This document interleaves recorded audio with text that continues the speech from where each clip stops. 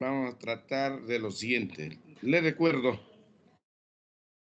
que la lógica no es la ciencia que estudia la ley del pensamiento, como muchos equivocadamente sostienen, porque el pensamiento también es estudiado por la psicología y cada ciencia tiene su propio campo de estudio. La lógica no es una rama en la psicología, es una ciencia independiente. Otros definen que la lógica estudia el razonamiento. Este concepto es mejor, pero tampoco es adecuado, porque a la lógica lo que le interesa es descubrir, distinguir el razonamiento correcto del razonamiento incorrecto. Porque hay razonamientos incorrectos que parecen correctos. Y la lógica se trata de mostrar eso, que ese razonamiento no es correcto. Entonces, por eso nosotros hemos definido a la lógica formal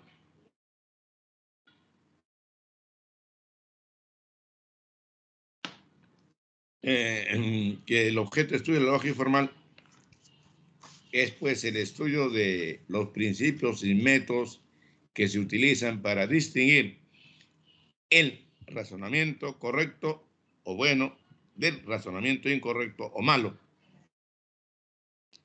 Y que el estudio entonces de la lógica nos permite descubrir y utilizar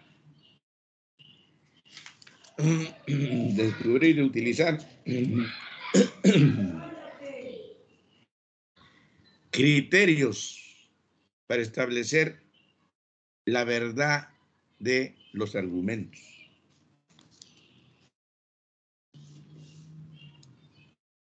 o la corrección de los argumentos.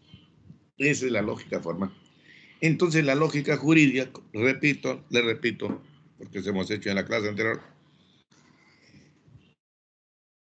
estudia los métodos y principios que se utilizan para distinguir el razonamiento jurídico correcto del razonamiento jurídico incorrecto.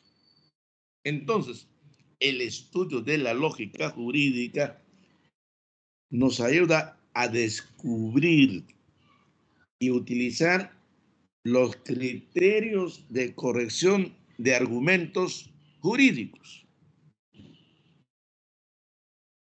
La lógica formal en general estudia los argumentos, la diferencia de razonamiento correcto de razonamiento incorrecto, en general, de cualquier argumento.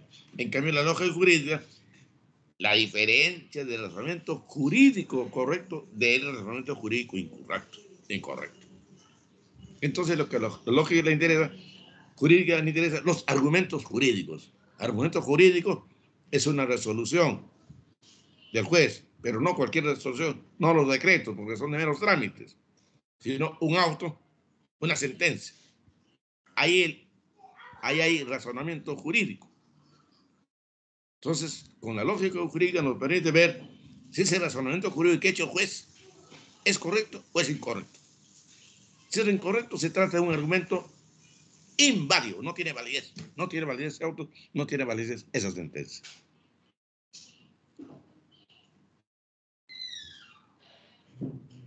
Una demanda es un argumento. El argumento del abogado que hace una demanda, que peticiona al juez que le declare algún derecho. Y entonces el juez califica la demanda. Y entonces, si en ese argumento el abogado demandante que ha elaborado la demanda ha hecho un razonamiento jurídico correcto, entonces el juez va a admitir la demanda, no lo va a observar, no lo va a declarar inadmisible, no lo va a declarar improcedente.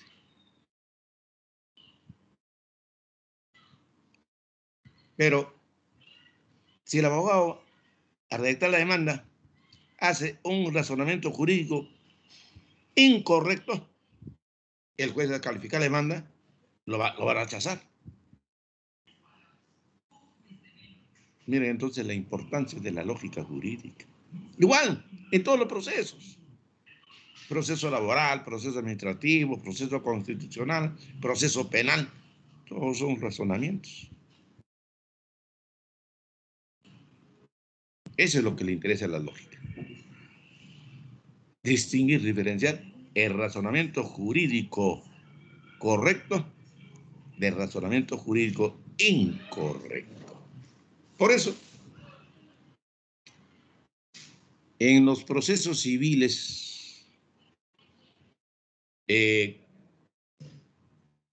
que son los más completos y los otros procesos penales, laborales, etcétera, acuden al proceso civil. Por esa razón, este proceso civil nos obliga a que en la batalla judicial jurídica hagamos razonamientos correctos. Si hacemos una apelación sin indicar en qué consiste ese error,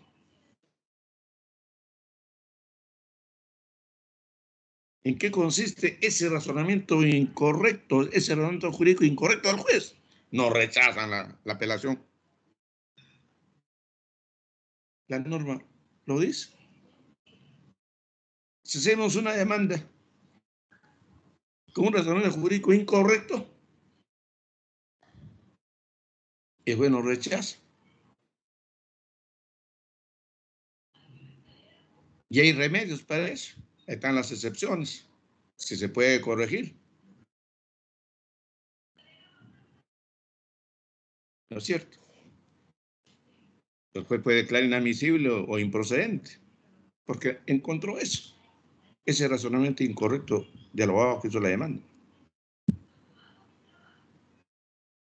Muy bien, entonces no olvidemos que la lógica jurídica estudia los métodos y principios. Hay métodos, efectivamente, pues, para distinguir un razonamiento correcto de un razonamiento incorrecto. Los métodos y principios. Hay principios que nos ayudan nos guían, nos ayudan para distinguir un razonamiento jurídico correcto de un razonamiento jurídico incorrecto. Muy bien. Entonces, se trata de argumentos jurídicos. La lógica formal de los argumentos en general, más amplio. La lógica jurídica solamente se reduce a razonamiento jurídico. La lógica formal es más amplia. Se puede reducir a razonamiento social, a razonamiento político, etcétera, etcétera, etcétera. Mucho más amplio. ¿No es cierto? A veces, en el campo del derecho,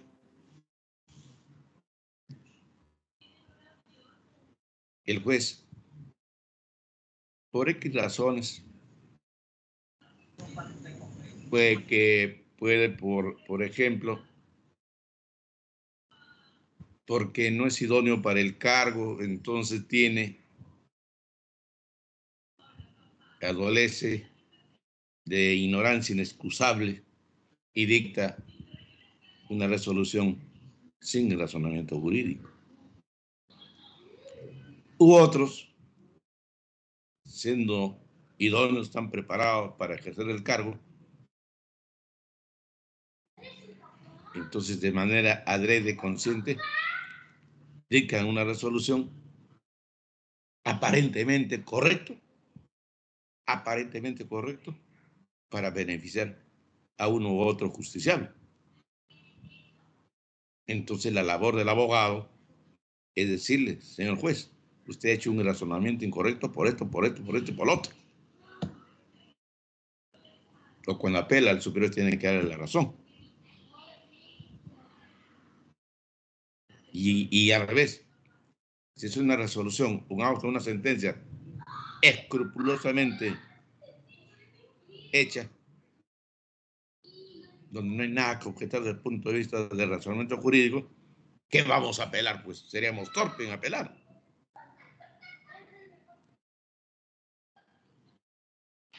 Pero el abogado pierde el juicio. No hay que apelar. Y le echa la culpa al juez. No, que el juez se pareció con una causa, no, que etcétera, estaría. Y no mira su responsabilidad, no es capaz de decir, oye, sí me equivoqué, planteé mal la demanda. No supe hacer la apelación, por eso me rechazó. ¿Se dan cuenta? Entonces, nos ayuda muchísimo para todos los que son abogados o ejercen la magistratura. Y a mí la norma nos exige razonamientos jurídicos lógicos. Muy bien. Vamos a dar un concepto de lo que son los argumentos. Porque ya sabemos que hay distintos argumentos. Uno de ellos es el argumento jurídico. Pero, ¿qué son los argumentos? ¿Cómo está constituido?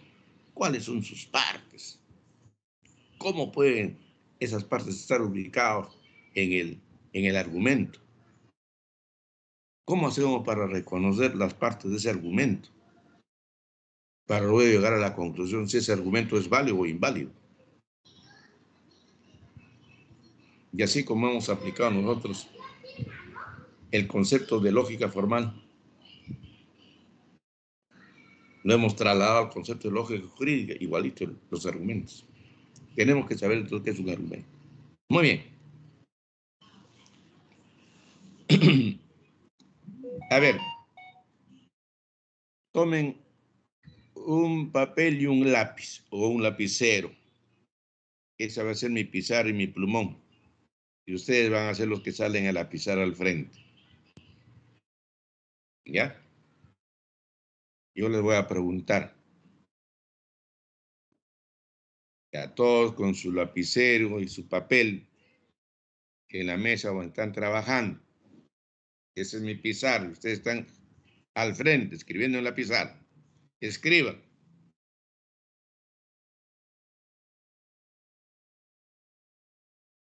Todos los hombres son mortales.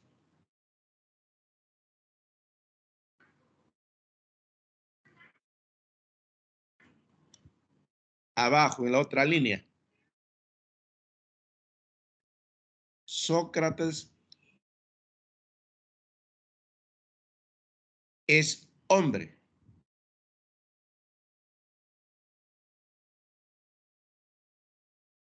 A la otra línea. Por tanto, coma, Sócrates es mortal.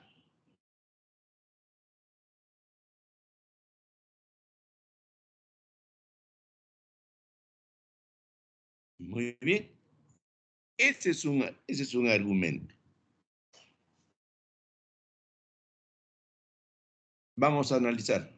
Este es el ejemplo clásico de argumento para que entienda hasta un niñito de 12 años.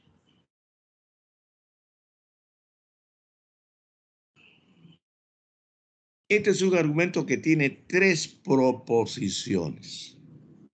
La primera proposición es: todos los hombres son mortales.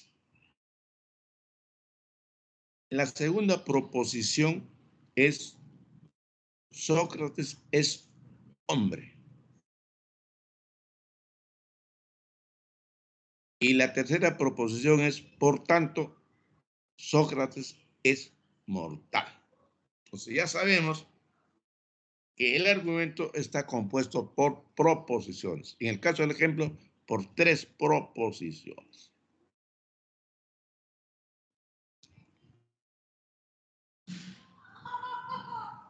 Muy bien. Analicemos cada una de estas proposiciones. La primera, todos los hombres son mortales. ¿Verdadero o falso? Verdadero. Esto es una proposición verdadera. La segunda proposición, Sócrates es hombre. El gran filósofo griego, ¿no? ¿Verdadero o falso? Verdadero. Y finalmente, por tanto, Sócrates es mortal. Tercera proposición. ¿Verdadero o falso? Verdadero. En el caso de este ejemplo, entonces, tenemos que está compuesto por 3 proposiciones y todas ellas son verdaderas. Podemos hacer un argumento donde todas las proposiciones son falsas. Por ejemplo, decimos, todos los hombres son inmortales. Eso es falso.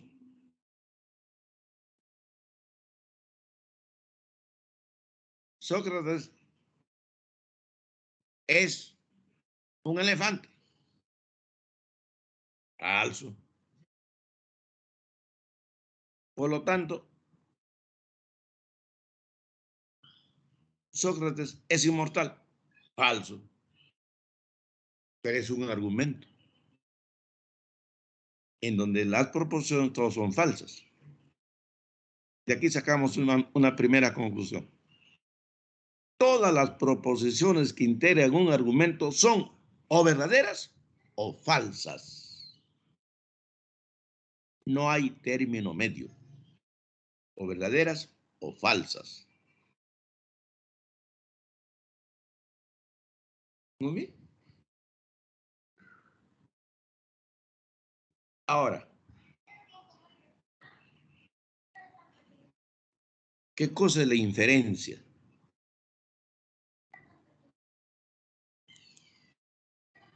¿Qué cosa es la inferencia? Cuando nosotros hemos analizado este argumento que nos ha permitido concluir que Sócrates es mortal, lo que hemos hecho es un pequeño esfuerzo mental para llegar a esa conclusión. ¿No es cierto? Entonces es un proceso por el cual se llega a una proposición final apoyada en otras proposiciones. Esa es la inferencia, eso es lo que hemos hecho.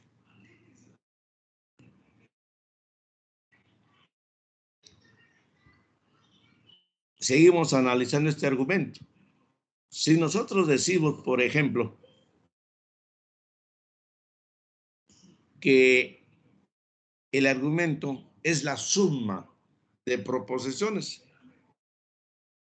porque todas son proposiciones, la hemos sumado, y la suma de proposiciones, estaríamos incurriendo en un error.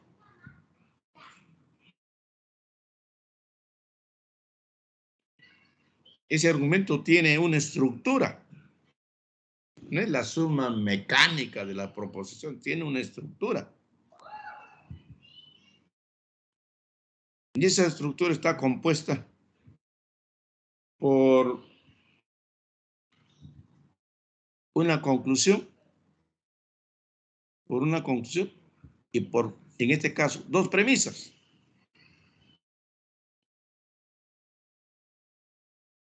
En el caso del ejemplo, la proposición, por lo tanto, Sócrates es mortal, es la conclusión. Esa proposición ya se llama conclusión. ¿Y de dónde salió? Por lo tanto, Sócrates es mortal. De las dos proposiciones anteriores.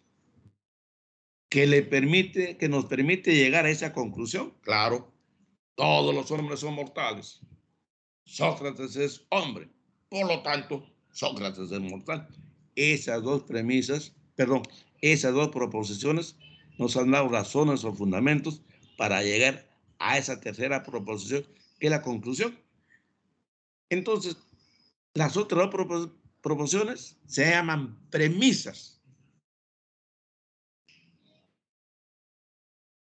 Las premisas entonces son las proposiciones que dan razones o fundamentos para establecer la verdad de la conclusión. Ahí está el ejemplo bien claro.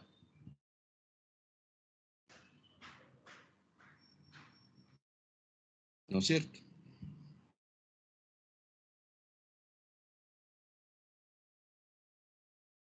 Ahora, para ponerles un ejemplo así sencillísimo de un argumento jurídico.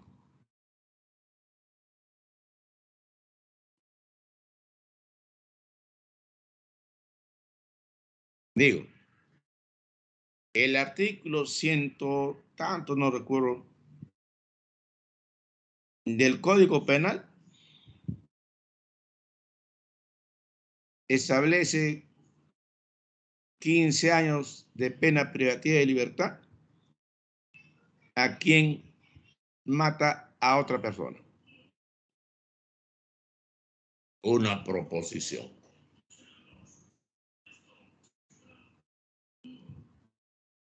Pero tiene relevancia jurídica. Segunda proposición, digo. Juan Pérez mató a Juana Ríos, que es una persona. Segunda proposición. Tercera proposición. Por tanto, Juan Pérez es responsable del delito de homicidio y será condenado con 15 años de prisión. Tercera proposición. Un argumento jurídico con tres proposiciones. Las proposiciones son verdaderas o falsas. La primera proposición, vamos, es verdadero. Claro, se reprime el homicidio con 15 años de verdadero. Segunda proposición, Juan Pérez mató a Juana.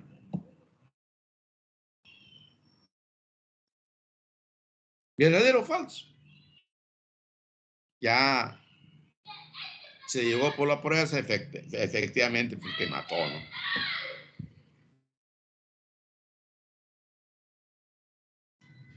Y la conclusión, entonces Juan Pérez va a ser condenado, pues, por homicidio.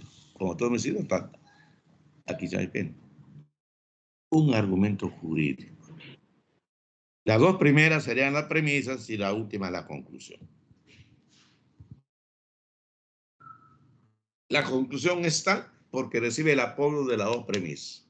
La norma que sanciona el otro que cometió el delito y consecuentemente la pena que hay que cometió el delito. ¿Eh? Muy bien. Ahora, sigamos con los argumentos generales.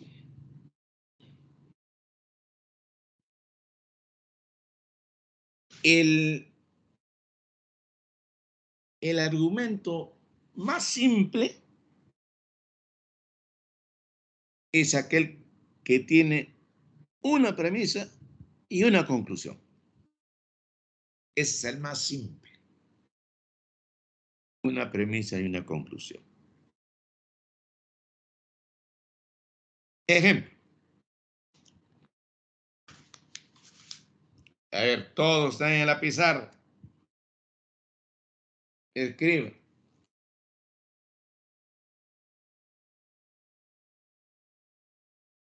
El Perú es en lo fundamental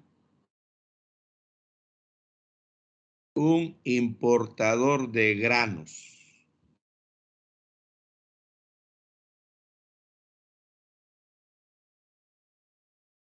Punto seguido.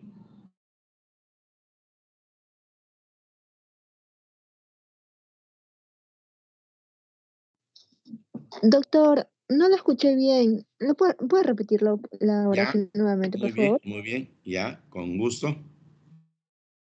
Escriban, les he dicho. El Perú es en lo fundamental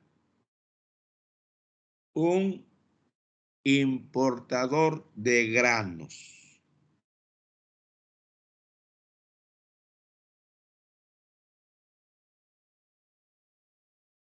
Seguido. Por tanto, como hay certeza inequívoca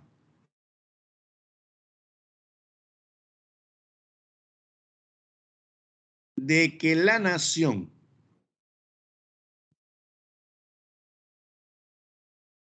en su totalidad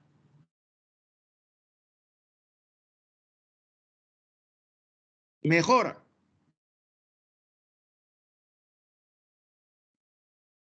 con la baja de los precios del trigo. Punto. Lean bien ese pasaje argumentativo. Lean bien. El Perú es en lo fundamental un importador de granos. Granos es el maíz, granos es el trigo, la cebada, etc. Luego dice, por tanto, hay certeza inequívoca de que la nación en su totalidad mejora con la baja de los precios del trigo, que es un grano. Les pregunto, a ver, ¿y quién me contesta? No les he puesto como en el ejemplo de Sócrates, por tanto, aparte y abajito, ¿no? Está corrido, pero es un argumento. Les pregunto, ¿cuántas proposiciones tiene este argumento?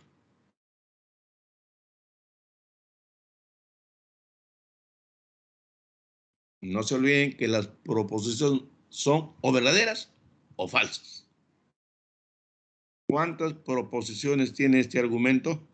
Dos, doctor. Dos, claro, dos. La primera es, el Perú es en lo fundamental un importador de granos. Muy bien, esa es una proposición. Les pregunto, ¿esa proposición, la primera, es verdadera o falsa? O falsa.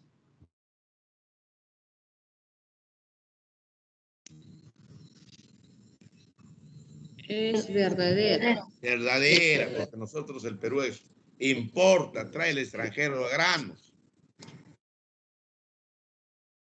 Compramos el trigo, compramos incluso el maíz, cebada. Entonces es verdadera. La segunda proposición, que dice, por tanto, hay certeza inequívoca de que la nación en su totalidad mejora con la baja de los precios del trigo. ¿Esta proposición es verdadera o falsa? Verdadera, doctor. Verdadera, lógico. La nación mejora porque baja el precio del trigo que la importamos. Si baja, nos mejoramos todo. Muy bien. Entonces, como ustedes ven, han hecho muy bien en distinguir las dos proposiciones con que cuenta este argumento. Ahora, Para que sea un argumento tiene que tener premisa y conclusión, o premisa y conclusión. En este caso, ¿cuál es la premisa?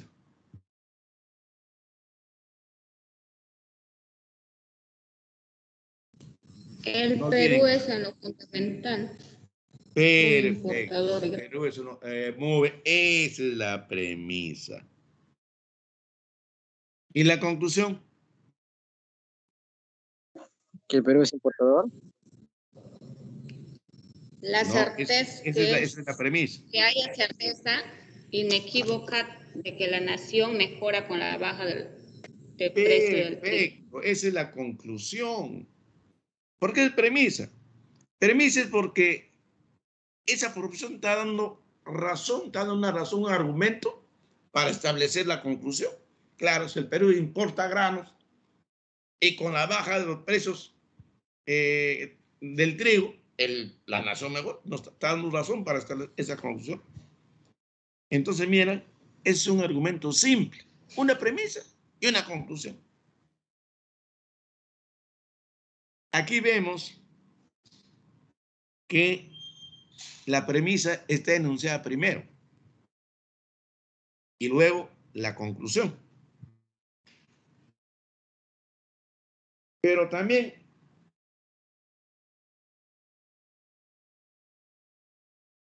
en un argumento simple, primero se puede enunciar la conclusión, después la premisa. O sea, vamos a dar un argumento simple de dos proposiciones. Una de ellas es la premisa y la otra es la conclusión. Pero en este caso, la conclusión va primero, precede la premisa. Ejemplo.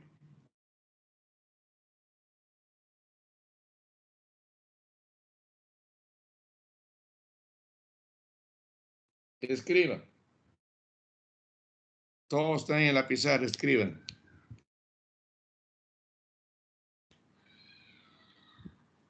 Los casos que provocan escándalos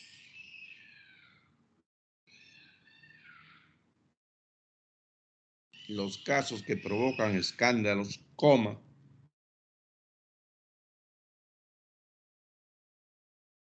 así como los difíciles, coma,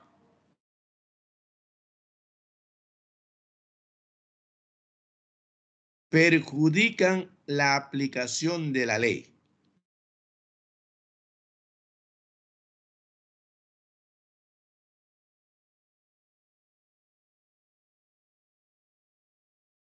Punto seguido. Los casos escandalosos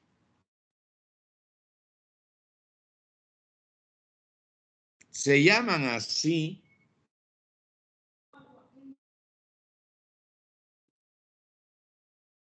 a causa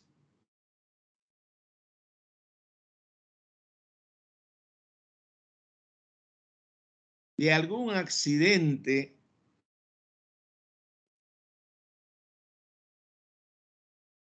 de interés inmediato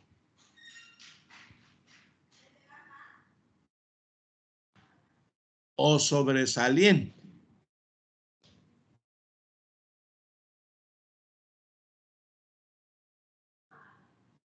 que apela a los sentimientos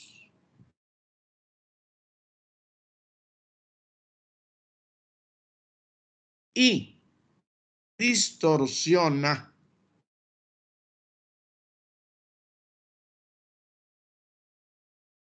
la capacidad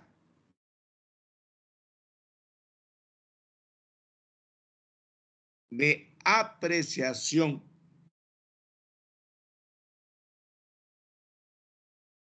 de los jueces. Apela a los sentimientos y distorsiona la capacidad de apreciación de los jueces. Punto. Es un argumento.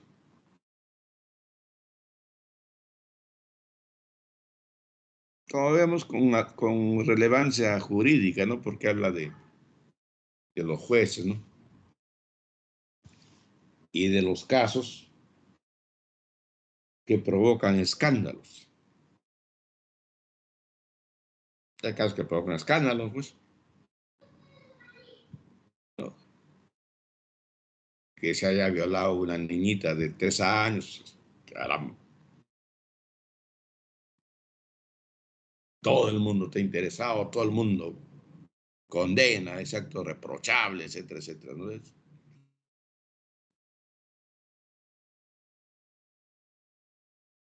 Dice, ¿no? Y este caso escandalosos, así como los difíciles, perjudican la aplicación de la ley. Claro, de repente el juez se movió, ¡ah, qué bárbaro, qué bruto! Es un monstruo, ¿cómo ha hecho eso? O un caso difícil, ¿no? Perjudican la aplicación de la ley. Dice, ¿no? Los casos escandalosos se llaman así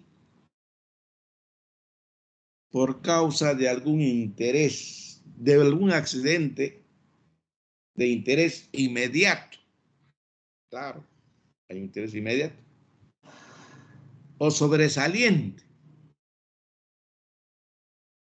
que apela a los sentimientos y distorsiona la capacidad de apreciación de los jueces. ¡Ah, qué bárbaro! Que apela al sentimiento. ¡Qué malo! ¡Qué cruel es eso! Y apela, ¿no? Y distorsiona la capacidad, ¿no? De apreciación del juez. Muy bien. La pregunta es, ¿cuántas proposiciones tiene este argumento?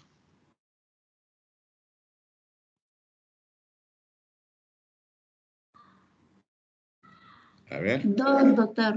2. ¿Cuál es la primera? Todo. ¿Cuál es la primera proposición? A ver, Giovanna. Los casos que provocan es la primera posición. Sí. Los casos que La primera provocan proposición. escándalos, así como la primera vendría a ser los casos escandalosos, se llaman así a causa de algún accidente de interés inmediato o sobresaliente que apela a los sentimientos y distorsiona la capacidad de apreciación de los jueces. Muy bien, esa es una proposición, pero no es la única. Hay 2 proposiciones. ¿Cuál es la primera proposición? Los casos que provocan Sí, está bien. escándalos, es así como los difíciles, perjudican la aplicación de la ley. Esa es la primera proposición, la proposición. El resto es la segunda proposición. Ya, hay 2 proposiciones. Entonces, ya, en estas 2 proposiciones, ¿qué proposición es la conclusión? ¿La primera o la segunda? La primera. La primera es la conclusión, claro. Los casos que provocan escándalos, así como nos dicen, perjudican la aplicación de la ley. Esa es la conclusión. La segunda es la premisa que le da el apoyo, le da fundamento para establecer la conclusión. Y dice, la segunda, ¿no? Los casos escandalosos se llaman así a causa de algún accidente de interés inmediato o sobresaliente que apela a los sentimientos y distorsiona la capacidad de apreciación de los jueces. ¿Lo ves? Entonces, siendo un argumento el más simple porque tiene solamente una premisa y una conclusión, vemos que aquí la conclusión está en primer lugar, primero, y al final está la premisa. No como en el primer ejemplo. Primero estaba la premisa y después la conclusión. Eso para tener una idea de que no siempre la conclusión está al final del argumento. Claro que se estila que esté al final, pero no siempre. Ahí estamos poniendo un ejemplo. En el segundo ejemplo, la conclusión está primero y la premisa después. Muy bien.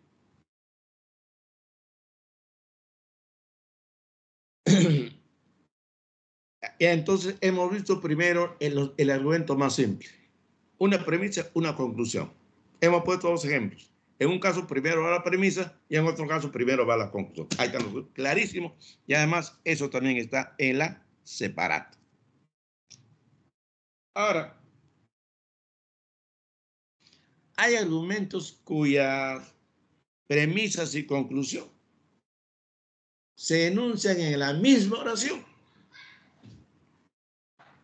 En una sola oración se enuncia la premisa y la conclusión. O puede enunciarse primero la conclusión por la premisa, pero en una sola oración. De ejemplo, escriba.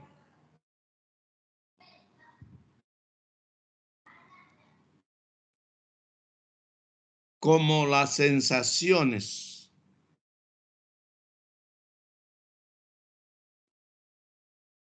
son esencialmente privadas, coma, no podemos saber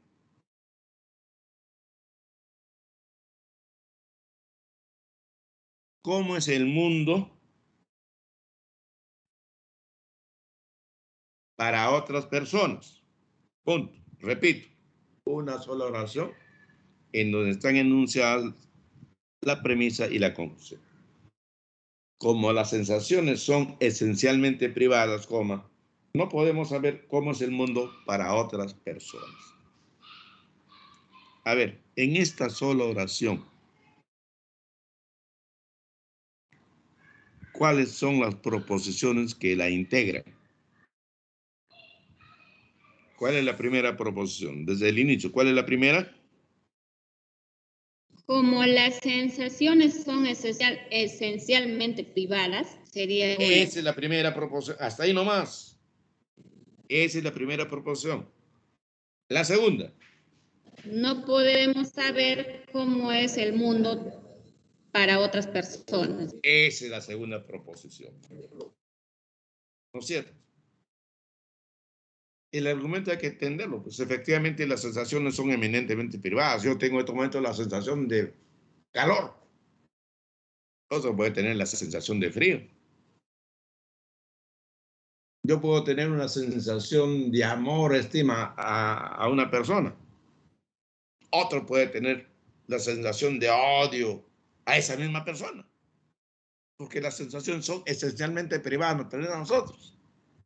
Si esto es así, no podemos saber cómo es el mundo para otra persona, por supuesto. Pues no sé. Ese es así debe entenderse este argumento. Entonces ahí les pregunto, de estas dos proposiciones, ¿cuál es la premisa?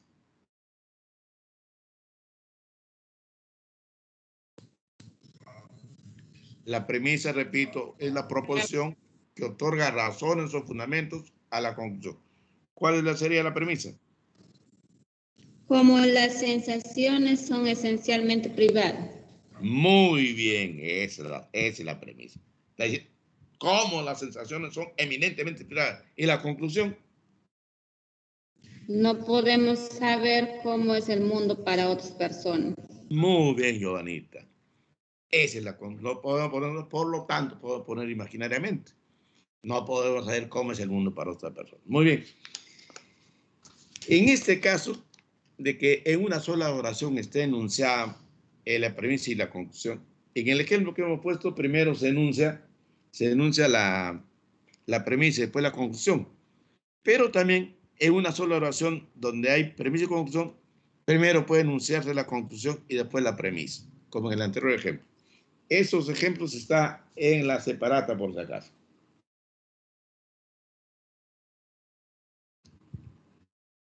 Ahora, hasta ahora estamos viendo argumentos totalmente simples, ¿no? Con una sola premisa y una conclusión, en una sola oración, ambas cosas. Y vemos que la conclusión puede estar ubicada primero o después. Muy bien. Ahora un poquito vamos a hacerlo más complejo.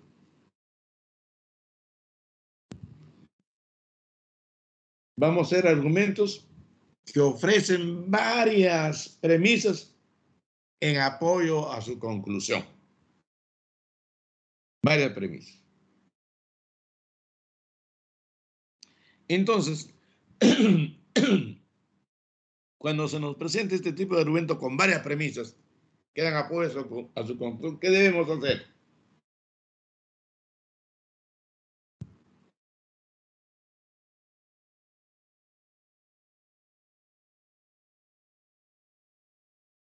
En este caso,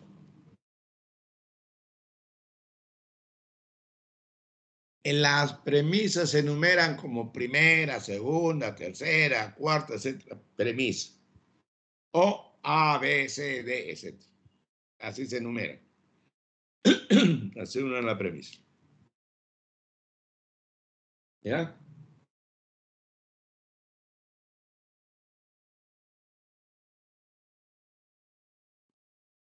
Como en el siguiente ejemplo donde al final va la conclusión. Escriban, a ver, están en la pizarra. Ya le voy a dictar un argumento que tiene varias premisas y una conclusión. Ejemplo. Escriban. Puesto que la felicidad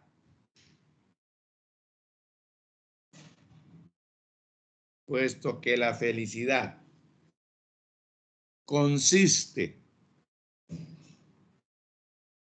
en la paz de la mente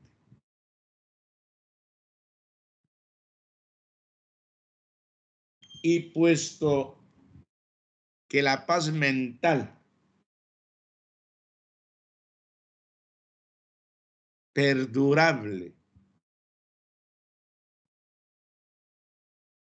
depende de la confianza que tenemos en el futuro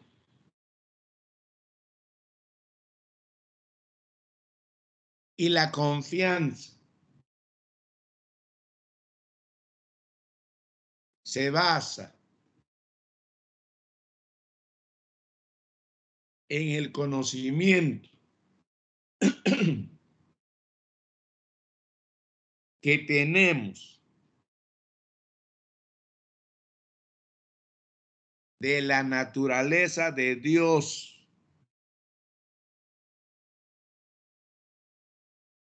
y del alma,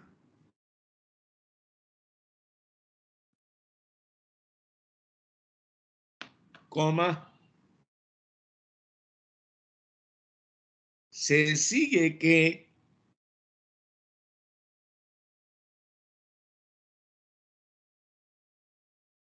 la ciencia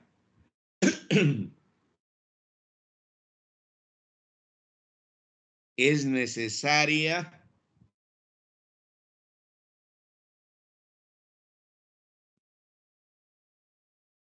para la verdadera felicidad. Voy a repetir el argumento.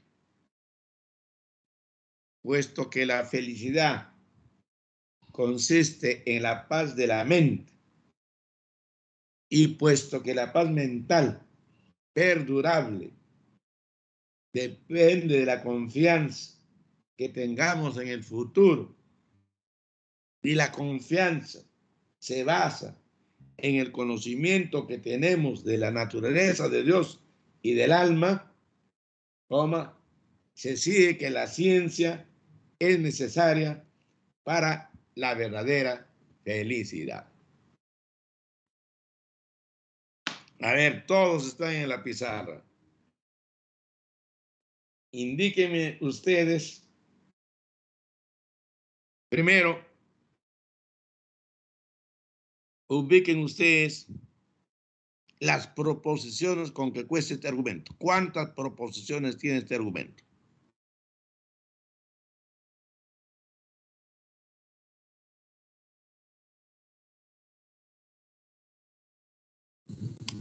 4, doctor. Muy bien, 4 proposiciones. Correcto. Correcto. Ya sabemos que tiene 4 proposiciones. De estas 4 proposiciones, una es la conclusión. Y las 3 restantes son las premisas. ¿Cuál sería la conclusión? ¿Cuál de esas proposiciones sería la conclusión? ¿La primera, la segunda, la tercera o la cuarta? La primera sería La cuarta, la doctor. cuarta. Muy bien. Muy bien, esa es la conclusión. Entonces, en este caso, la primera premisa es como dice, cuando encuentran ustedes un puesto que, ese puesto que indica que lo que sigue es una premisa. Entonces, la primera premisa es: la felicidad consiste en la paz de la mente. Primera premisa. Entonces, le ponemos entre llaves A. En la primera A, que nos está indicando que es la primera premisa. La segunda premisa, ahí también encontramos puesto que, lo que sigue es otra premisa. Entonces, la segunda premisa: la paz mental perdurable depende de la confianza que tengamos en el futuro. Esa es la segunda premisa. Entonces, lo ponemos entre llaves y en la primera cita ponemos B, que nos está indicando que es la segunda premisa. Y la tercera premisa: la confianza se basa en el conocimiento que tenemos de la naturaleza de Dios y del alma. Esa es la tercera premisa. Y la que sigue, la última, es la conclusión. La ciencia es necesaria para la verdadera felicidad. Miren ustedes, sencillo, muy sencillo. Tenemos un argumento con 4 proposiciones. 3 de ellas son premisas y una es la conclusión. Las 3 primeras son premisas porque dan razones o fundamentos para establecer esa conclusión. Listo. Aquí vemos que la conclusión está al final. Pero hay ejemplos y hay argumentos que tienen varias premisas y una conclusión, pero la conclusión puede estar enunciada primero. La primera proposición puede ser la conclusión, o la conclusión puede estar en medio de las premisas. En medio de ahí están los ejemplos en la separata.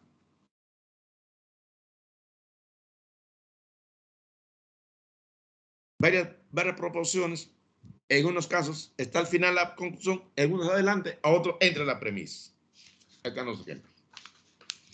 Entonces, ¿qué podemos decir entonces? Que la conclusión no tiene un lugar definido. Puede estar al inicio del argumento, puede ser la primera proposición, puede estar al final del argumento, puede ser la última proposición, o puede estar entre las premisas.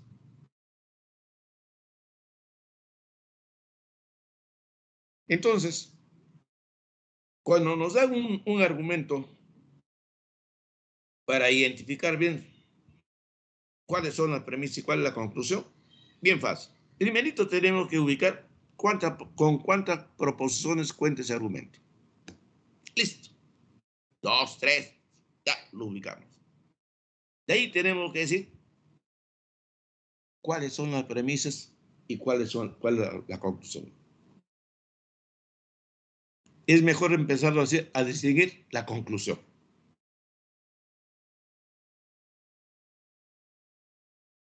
Ubicado la conclusión, puede estar adelante entre las premisas. Ya sabemos que el resto son las premisas. Pero, ¿cómo distinguir entre premisas y conclusión? Así te respondió la conclusión. Sencillo. Está en la separata. Entonces tenemos nosotros indicadores de conclusión. Son algunas palabras que nos indican que lo que sigue es la conclusión del argumento, de manera inequívoca. ¿Cuáles son esas palabras? Varias, pues. Por lo tanto, quiere decir que lo que sigue es la conclusión. Por lo tanto, Sócrates es mortal. Algo parecido a por lo tanto. ¿De ahí qué? De ahí que Sócrates es mortal. Así. Entonces Sócrates es mortal. En consecuencia, Sócrates es mortal. Correspondientemente, Sócrates es mortal. Lo cual prueba que Sócrates es mortal. Como resultado, Sócrates es mortal. Por esta razón, Sócrates es mortal. Por estas razones, Sócrates es mortal. ¿Se sigue qué? Sócrates es mortal. Podemos inferir que Sócrates es mortal. Concluyo que Sócrates es mortal. Lo cual muestra que Sócrates es mortal. Lo cual significa que Sócrates es mortal. Lo cual implica que Sócrates es mortal. Lo cual nos permite inferir que Sócrates es mortal. Esas son palabras que nos indican que lo que sigue es la conclusión. Ya. Esos son entonces indicadores de la conclusión. Entonces, cuando encontramos estas palabritas que está en la separata, ya esa es la conclusión, ojo cerrado. Listo. El resto son premisas. Como ya hemos dicho, este perdón cuenta con 4 proposiciones. Hemos ubicado la premisa. Las 3 restantes ya son las premisas. Y también hay indicadores para conocer las premisas. Ejemplo, puesto que. En varios ejemplos tenemos ese puesto que. Puesto que todos los hombres son mortales. Puesto que Sócrates es mortal. Ese puesto que nos está indicando que lo que sigue es premisa. Por lo tanto, puesto que Sócrates es hombre, por lo tanto, Sócrates es mortal. Entonces, el puesto que es un indicador de premisa. Pero no solo el puesto que, sino dado que todos los hombres son mortales, dado que Sócrates es hombre, por lo tanto, o entonces Sócrates es mortal. El dado que también es un indicador de premisa. A causa de es un indicador de premisa. ¿Por qué es un indicador? Porque todos los hombres son mortales. Porque Sócrates es hombre, entonces Sócrates es mortal. ¿No? ¿Por qué? Pues se sigue de. Si se sigue que es conclusión. Pero si se dice se sigue de es premisa. Como muestra, como es indicado por, la razón es que por las siguientes razones se puede inferir de, ya no que, se puede inferir de. Si se dice que es conclusión. Se puede derivar de lo que sigue es premisa. Si se prueba que es conclusión. se puede deducir de premisa. Si se puede deducir que, y es conclusión. Muy bien, ahí están los indicadores de conclusión y de premisas en la separada. Muy bien, entonces, cuando tenemos estos indicadores, es sencillo distinguir cuál es la premisa y cuáles son las premisas y cuál es la conclusión. Pero el problema está en que en algunos argumentos puedes encontrar solamente algún indicador de premisa o algún indicador de conclusión. O puedes encontrar algún indicador de premisa y en otra premisa no hay el indicador. O puede que haya un argumento que no haya ningún indicador, pero es un argumento. Entonces, ¿cómo hacemos ahí? ¿Cómo hacemos ahí para, si no tenemos ningún indicador, ni de premisa ni de conclusión, para distinguir las premisas y la conclusión? Sencillo, sencillo. Recurrimos solamente al concepto de premisa y conclusión. Nada más. Lo primerito que hemos hecho es ubicar las proposiciones. 1, 2, 3, 4 proposiciones. Listo. 4.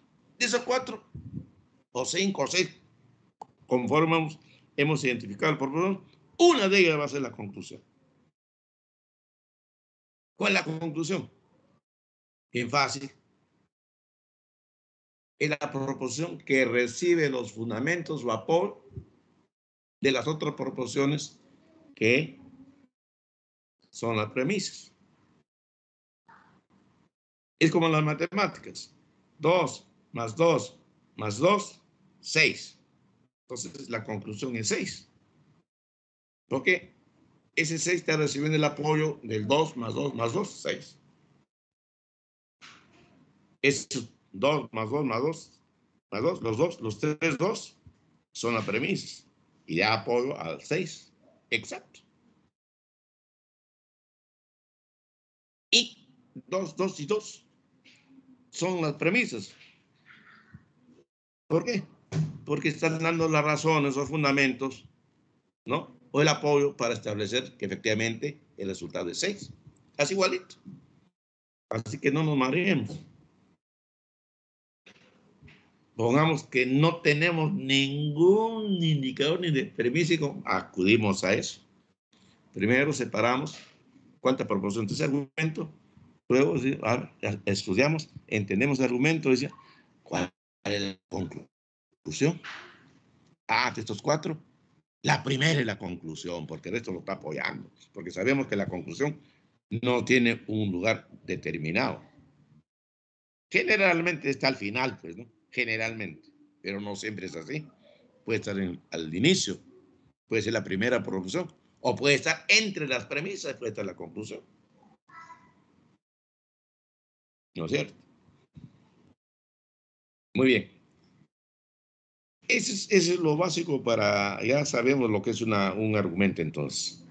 Por supuesto que puede haber argumentos que tienen varias premisas y no todas las premisas dan el mismo apoyo a la conclusión.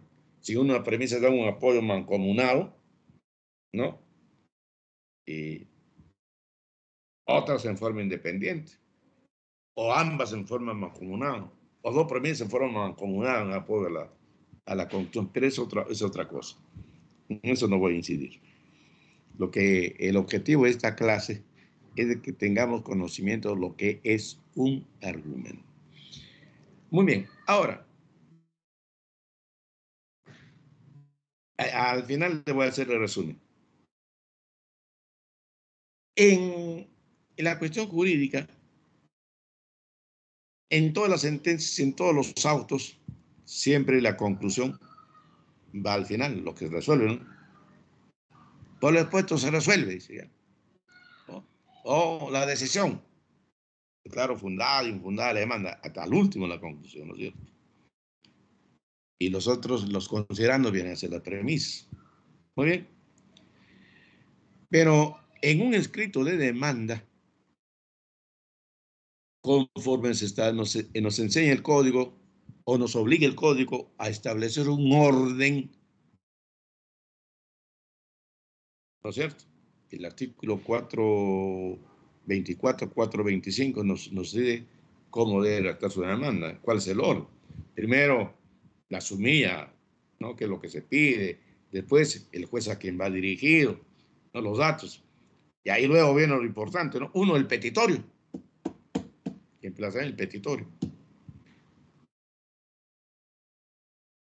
La demanda es un argumento. Y el petitorio es la conclusión y va enunciado primero. Por el petitorio estoy pidiendo pues que el juez me declare tal derecho, que el juez declare mi divorcio, que el juez declare que me devuelva mi propiedad, que el juez declare, etcétera, etcétera. Esa es la conclusión. Y va primerito. El resto viene a ser la premisa, los fundamentos de hecho, la fundación jurídica. No es probatorio, son premisas. Van después. Miren, en una demanda entonces vemos que tiene conclusión y tiene premisas.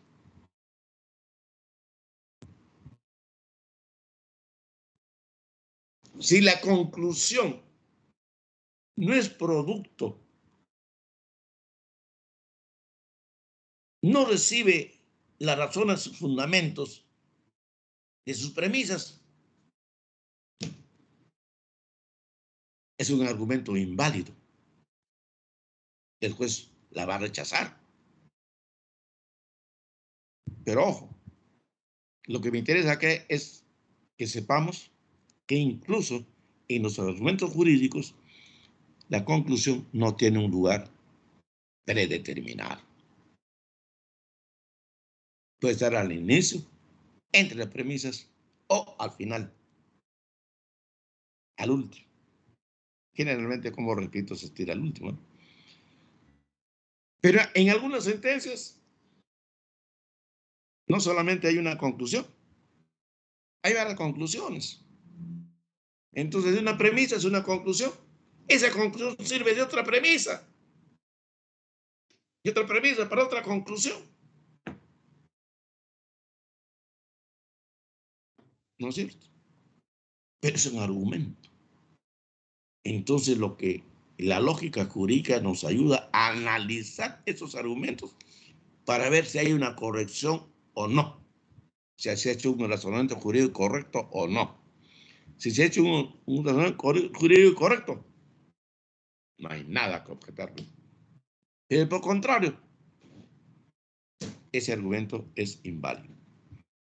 Entonces, las proposiciones son o verdaderas o falsas, nunca válidas o inválidas.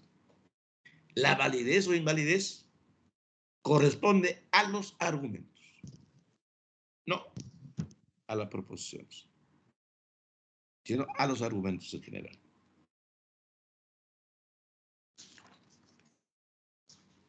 Resumen de todo lo que les he dicho. Por si acaso, todo lo explicado está en la separata, incluso los ejemplos que les he dictado.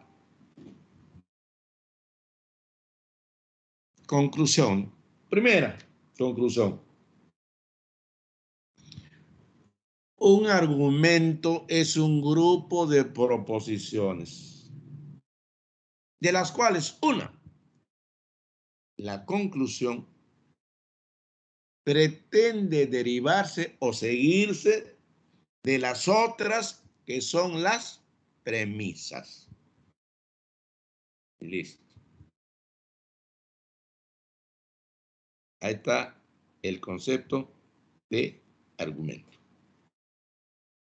En otra palabra, ¿no?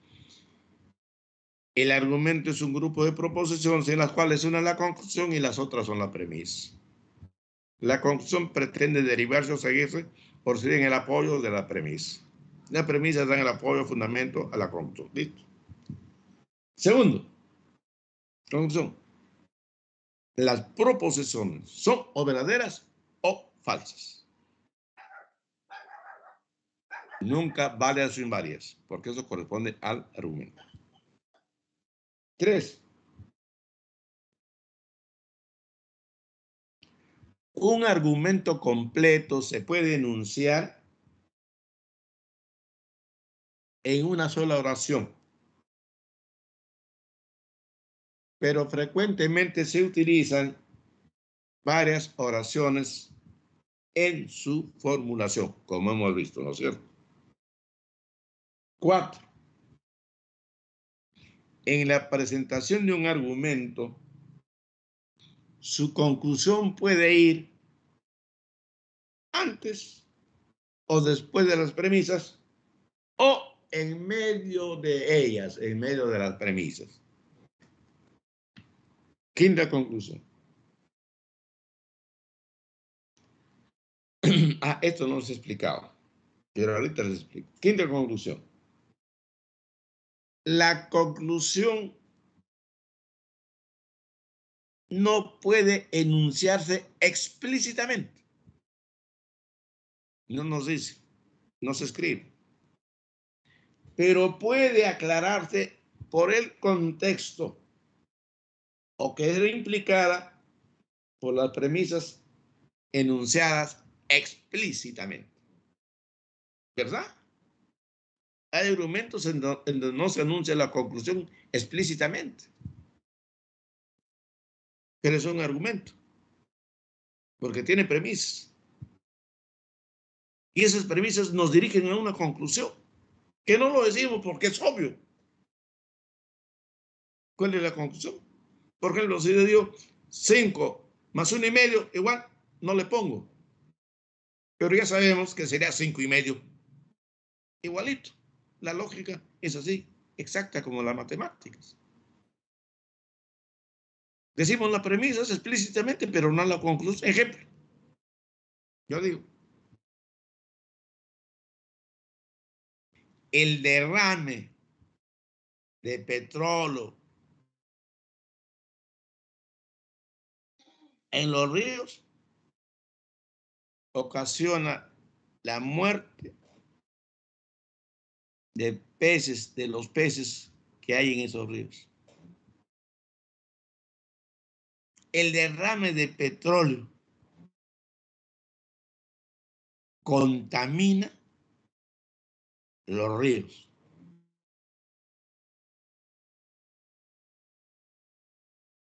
Los pobladores que beben esa agua contaminada se enferman y muchas veces mueren. Ahí me quedo. Ahí están las premisas enunciadas. Puedo decir, puesto que el derrame de petróleo en los ríos, ¿no?, provocan la muerte de los peces que hay ahí. Puesto que el agua, el petróleo derramado en los ríos contamina sus aguas. Puesto que los pobladores que beben esas aguas contaminadas enferman y están muertos. Ahí me quedo. ¿Y la conclusión? ¿Cuál es la conclusión? Es obvio la conclusión. Es obvio. No podemos decir, no hay que tomar agua porque ya eso prácticamente es una premisa. La conclusión es obvia, pues. ¿No es cierto? Hay que evitar que las aguas de los ríos se contaminen con derrame de petróleo. Punto. Esta es la conclusión. No está explícita, pero está implícita. O lo sacamos del contexto de esas premisas. Sexta conclusión. La presencia de términos especiales que funcionan como indicadores de premisas o de conclusión a menudo ayudan a identificar o distinguir las precisas y la conclusión de un argumento que le hemos visto, ¿no? Entonces, puesto que es 7. Y finalmente, 7. Existen argumentos que no tienen indicadores de premisas o de conclusión. Sin embargo, se trata de un argumento. En este caso, se identifican sus premisas y conclusión recurriendo al concepto de lo que son las premisas y la conclusión. Muy bien. Muy bien. ¿Alguna preguntita? Ya. Si no hay ninguna pregunta, el objetivo de esta clase entonces es que hemos ratificado nuestro concepto de lógica jurídica y hemos visto lo que es un argumento, cuáles son sus partes y las clases de argumento que existen. El más simple, en una misma oración o con varias premisas y punto, ¿no? Y cómo identificamos la premisa y la conclusión. Muy bien, jóvenes. Si no hay ninguna pregunta, entonces voy a dar por concluida la clase. ¿Ya? Estamos haciendo en forma parejita con los otros grupos. Hasta ahí también avanzaban esos grupos. No quiero ni adelantarme ni atrasarme en ninguno de ellos. ¿Ya? Entonces la separata ya está pues en el aula virtual. Saquen. Porque yo los ejemplos les estoy poniendo de la separata, ¿no? Algunos ya pues es de mi creación heroica, ¿no? Bueno, ¿qué más le iba a decir? Ya, la próxima clase entonces vamos a ver ya el siguiente tema de la separata, pues, ¿no? Que son las proposiciones. Ya sabemos que las proposiciones son o verdaderas o falsas. Vamos a ver las proposiciones categóricas. Muy bien, jóvenes y señoritas. Giovanita, gracias por tu participación. Me has ayudado a hacer la clase muy bien. Lo mismo, Andri Borges, se le agradece porque también colaboras. Y a todos ustedes, ¿no? A todos ustedes porque han escrito en el papelito lo que les he escrito y eso nos ha ayudado a entender mejor la clase, ¿sí o no? Claro. Muy bien, entonces, chao Lucero, chao Ya, doctor, buenas Alexandra, noches. chao Patricia, chao Atenas, Soledad, Claudita, José Manuel, Andrea Ya, y doctor. Juanita, Chao, y doctor, con todos cuídese. ustedes. Chao, hasta la próxima clase. Chao, chao, Claudita. Chao, chao. Cuídense bastante. Chao.